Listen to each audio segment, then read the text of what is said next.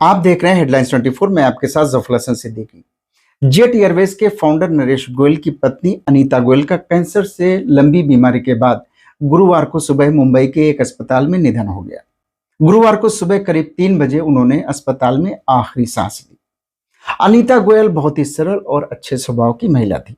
Anita Goyal jet Airways के संचालन में अपनी अहम भूमिका निभाई थी और वो काफी समय तक एयरलाइन की वाइस प्रेसिडेंट भी रही थी। आखिरी वक्त में उनके पति नरेश गोयल उनके साथ नहीं थे। नरेश गोयल की पत्नी अनीता गोयल को पिछले साल नवंबर में गिरफ्तार किया गया था, लेकिन उनकी उम्र और स्वास्थ्य को देखते हुए उन्हें जमानत दे दी गई थी।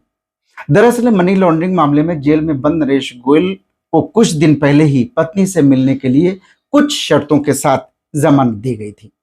उन्होंने कोर्ट के सामने गुहार लगाई थी कि उनकी पत्नी कैंसर से पीड़ित है और पत्नी के साथ वो रहना चाहते हैं। नरेश गोयल के वकील ने कोर्ट में तर्क दिया था कि उनकी पत्नी टर्मिनल कैंसर के अंतिम चरण में है और उनके पास जीने के लिए केवल कुछ ही महीने बचे हैं और श्री गोयल को मानवीय आधार पर अपनी पत्नी के साथ रहने की अनुमति दी जानी चाहिए।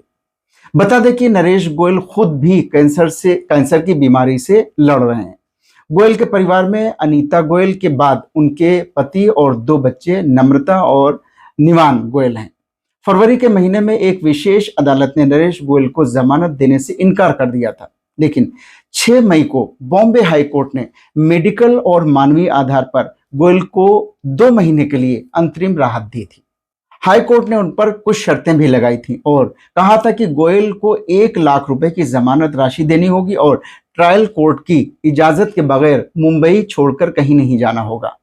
आपको बताते चलें कि नरेश गोयल ने 1993 में जेट एयरवेज की स्थापना की थी। 19 मई को कॉन्डोलेंस मीटिंग रखी गई थी, जिसमें जानी मानी हस्तियां और बॉलीवुड के सितारे बड़ी तादाद में मौजूद रहे।